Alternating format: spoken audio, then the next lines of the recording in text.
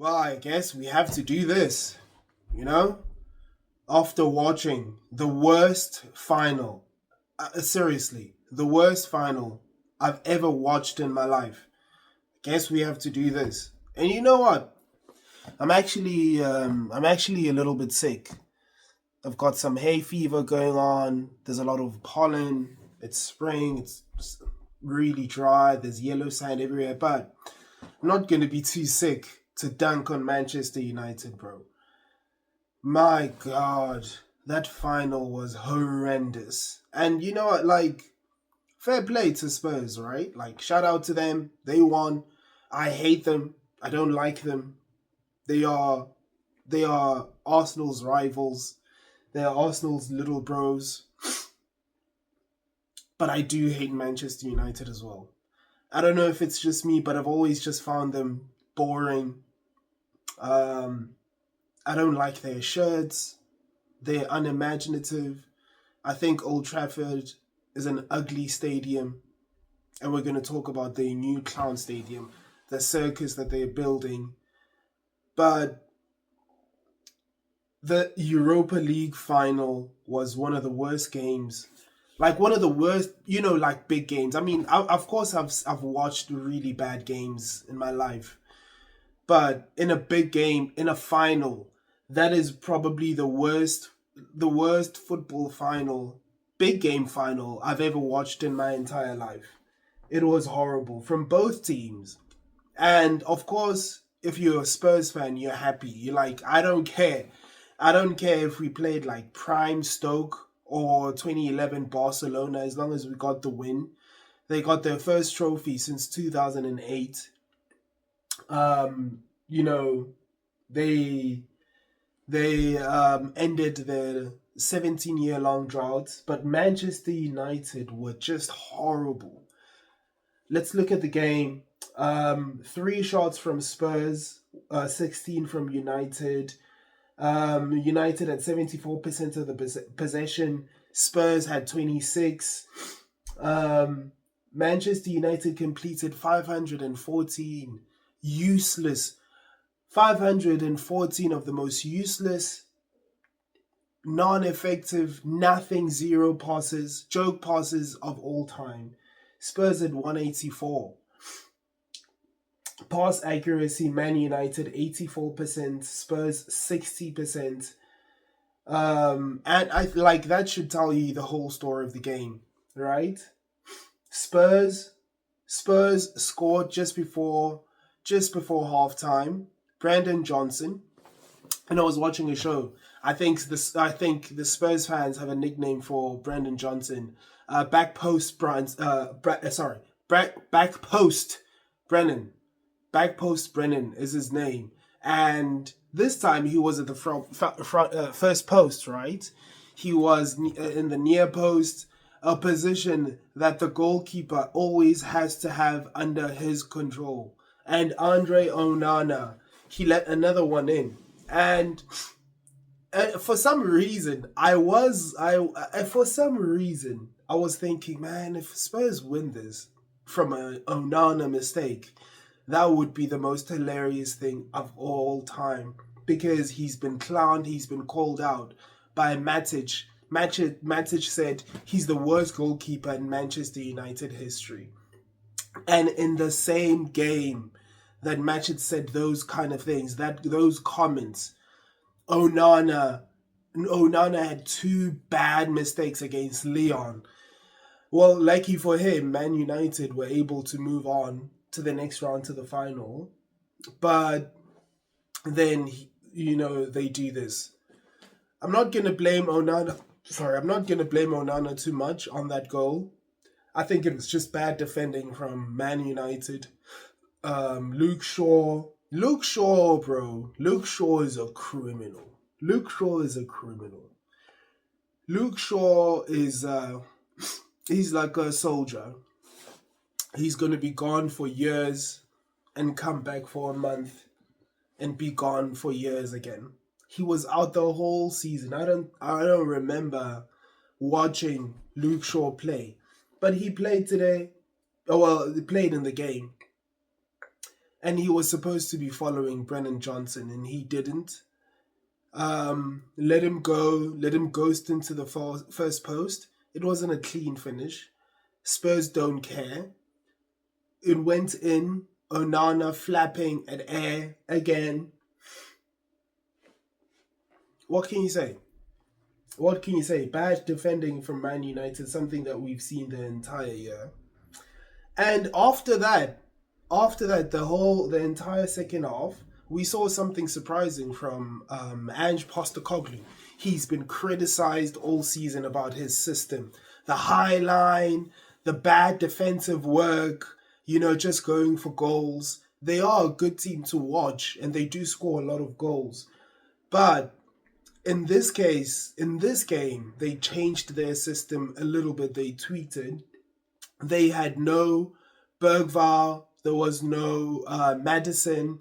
They didn't have what's that boy's name? I forgot the attacking midfielder they have, the left-footed attacking midfielder they have. Really good. I like him. I think he's good. They didn't have no creativity.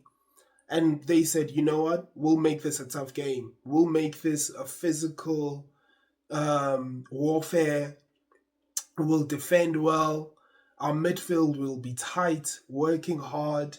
Our defense will be strong. Hold Manchester. There's nothing to hold anyway. I mean, Højlund up front, bro, and Xerxes. Gee, those guys are cheeks. Those guys are ass cheeks. I'm telling you. Both of my grandmothers could defend against Højlund. I can't believe he's a professional football player. I can't believe it, bro.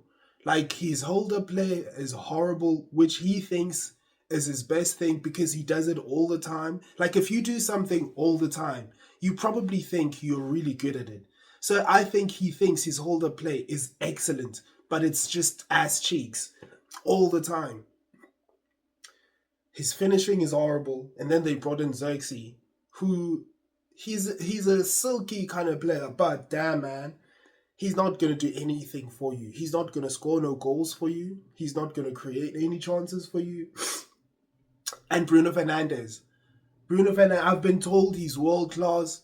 I've been told he's Manchester United legend. He's better than Martin Odegaard. He's a big game player. Where was he? What did he do in this game? It actually makes me mad talking about Bruno Fernandes because people have been telling me that he's better than my captain, Martin Odegaard. Really? Really? Is that what you wanted to see? Is that what you were talking about, Manchester United fans? Huh? That piss-poor performance by Bruno Fernandes. He was falling all over the floor. His passes, he kept on giving the ball back to the Spurs players. He didn't create anything. Didn't take any of his chances. I actually didn't even see him take shots or anything like that, bro.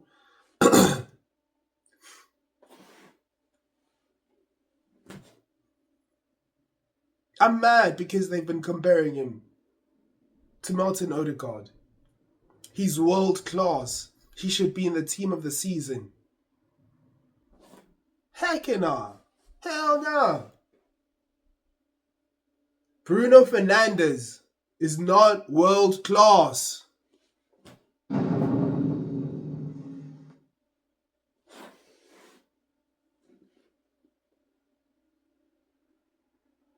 Shout out Spurs though. They played well.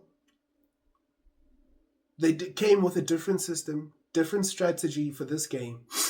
And it worked out for them. Like, it worked out. I'm mad because they are a European champion. They've won the Europa League. But you know what they'll be saying? They'll be saying we are European champions. They'll be saying we are the champions of Europe. That's what they'll be saying. That's what they'll be singing because they are stupid. The whole lot of them. Well, not all of them. Not all of them. I know a few Spurs fans. Great people, Shane. I have to say nah. But a lot of them, unbearable, bro. This summer is going to be long until the new season begins. Like, I can't believe Man United lost in a final to Tottenham Hotspur. Tottenham Hotspur, we eat them every season. We beat them twice this season. We always beat them home and away. We always give them we always give them their medicine. We always kick them in the mouth, punch them in the face. As I told you in the beginning of the video, they are our little bros. We beat them all the time. And Manchester United lost to Tottenham Hotspur in a European final. Man, Manchester United is dead. Manchester United is dead. And for a couple of reasons as well. Like, so many things going on with Manchester United. I cannot believe what's going on with Manchester United right now. You know what I mean? Like, it's not just what's going on the pitch. It's the things off the pitch, the ownership. Ineos, I was told Ineos is great. Manchester United were excited about Ineos and coming in. But they've been horrible. The Glazers, they've been horrible. Everyone knows the Glazers are bad.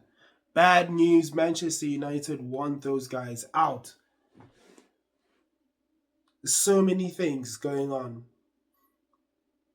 I was told Mikel Arteta is not a good manager because he came in at Arsenal, was it 2020? I think he came in 2020 or 2019, somewhere around there. Yeah, 2019, December. And Arsenal finished 8th that season. The following season, Arsenal finished 8th again. And I was told he was bad because of that. And I was told by Manchester United fans as well.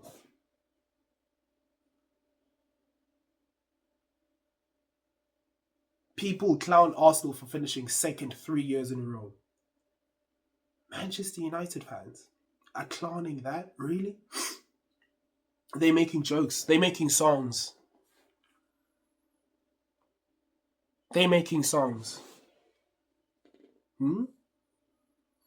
About Arsenal. Manchester United themselves. Right now, there's a real possibility they could finish above 3 of the worst Premier League teams of all time in 17th spot. Manchester United could finish in 17th spot, 38 points, because they're going to play Villa. Villa are fighting for European places, and they're going to come to win. I think Villa are going to win at Old Trafford. It's going to be a bad atmosphere. I'm going to love it, though. Like, that's one of the games that I'm going to be very interested in. After the final loss, how is the atmosphere at Old Trafford? What's it going to be? How are the fans going to react to this? How are the players going to play and react to this? We know they're going to be ass cheeks anyway, bro. Like, you can't expect anything from Manchester United.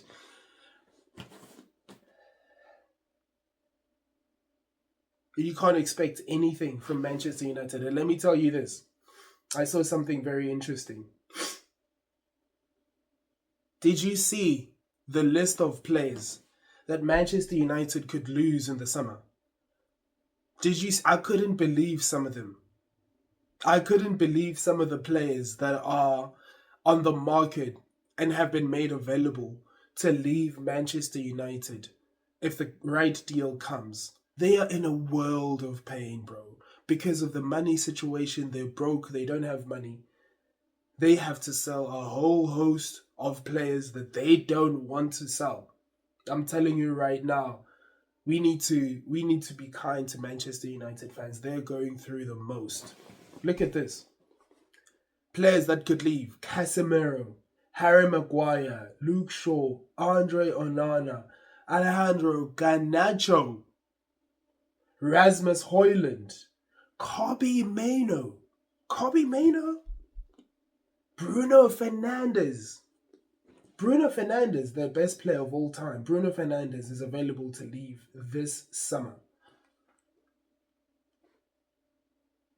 All those players are about to leave Manchester United. Let me read that list again so you can hear this. Casemiro, Harry Maguire, Luke Shaw, Andre Onana, Alejandro Garnacho, Rasmus Højlund, Kobbie Mainoo, Bruno Fernandes, their greatest player of all time, could leave Manchester United this summer. Amarim is staying. Scamarim. 200 staff members fired in Manchester United. And they're moving to the Clown Stadium.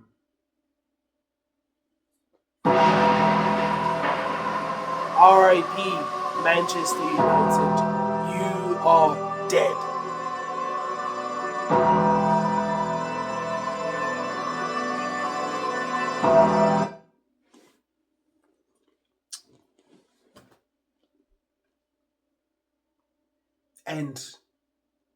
And Ruben, scammer him. Scam them. Ruben, scammer them. This day. Anyway, let's see. I am not complaining. I'm actually pretty happy. I'm enjoying the meltdown that Manchester United are going through. The pain. Schadenfreude. What do they call it in Germany? Yeah, delighting in other people's demise. Delighting in other people's pain. Because Manchester United have been delighting, and their fans have been delighting in Arsenal pain. Schadenfreude. Yes, Schadenfreude. Yes, this is it. I'm enjoying it. Anyway, make sure you follow us, subscribe to the channel, comment down before, like, subscribe. Manchester United fans, how are you feeling? Come on, subscribe to the channel. Tell us what you think. Like and subscribe. Follow us on Instagram as well at We Talk Football, and on Facebook at We Talk Football. Have yourselves a nice weekend. Take care. Awareness.